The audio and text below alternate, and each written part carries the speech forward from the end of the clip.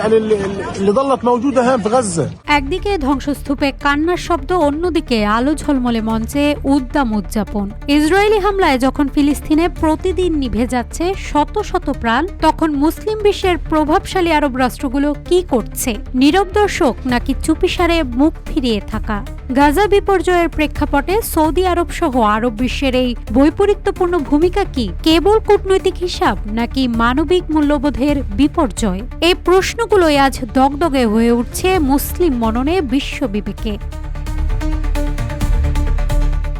সম্প্রতি গাজায় ইসরায়েলি বিমান হামলায় প্রাণ হারিয়েছে শত শত মানুষ, যাদের মধ্যে নারী ও শিশুর সংখ্যাই বেশি। ধ্বংস হয়ে গেছে স্কুল, হাসপাতাল, মসজিদ সহ নাগরিক অবকাঠামো। সেই সময়ে সৌদি আরব সহ কিছু উপসাগরীয় দেশে আয়োজন করা হয় আন্তর্জাতিক তারকাদের অংশগ্রহণে মিউজিক ফেস্টিভ্যাল, যেখানে থামছে না উচ্চ শব্দে গান, চলছেই উদ্দাম নৃত্য।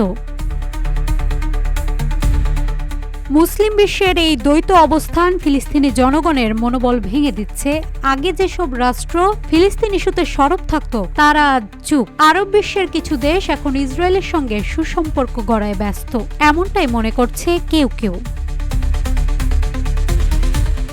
গত কয়েক সপ্তাহ ধরে গাজায় ইসরায়েলি বিমান হামলায় নিহতের সংখ্যা হাজার ছাড়িয়েছে। নারী, শিশু ও বেসামরিক মানুষের মৃত্যুতে বিশ্বব্যাপী নিন্দার ঝড় উঠলেও প্রতিবেশী আরব দেশগুলোর পক্ষ থেকে তেমন কার্যকর কোনো প্রতিবাদ দেখা যায়নি।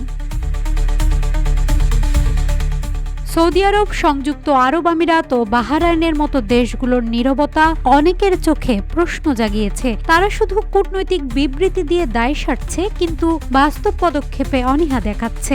এমন পরিস্থিতিতে সৌদির মতো দেশে নাচ গানের উৎসবের আয়োজন অমানবিক ও নির্দয় হিসেবে দেখছে অনেকেই। মধ্যপ্রাচ্যে কিছু দেশের পশ্চিমা সমর্থনপুষ্ট নীতি গাজা ইস্যুতে নীরবতা বজায় রাখার মূল কারণ। ফিলিস্তিনিদের প্রতি একসময় যে সংহতি প্রকাশ করা হতো, এখন তা মুখে থাকলেও কাজে নেই। এইসব আরব দেশের দ্বিমুখী নীতি ফিলিস্তিনিদের প্রতি এক ধরনের বিশ্বাসঘাতকতা। সামাজিক মাধ্যমে অনেকেই প্রশ্ন তুলছেন, গাজার শিশুর কান্না কি তাদের কানে পৌঁছায় না? এই প্রেক্ষাপটে মুসলিম জনমনে প্রশ্ন, গাজার এই দুর্দিনে কে তাদের পাশে, আর কতকাল এই নীরবতা চলবে?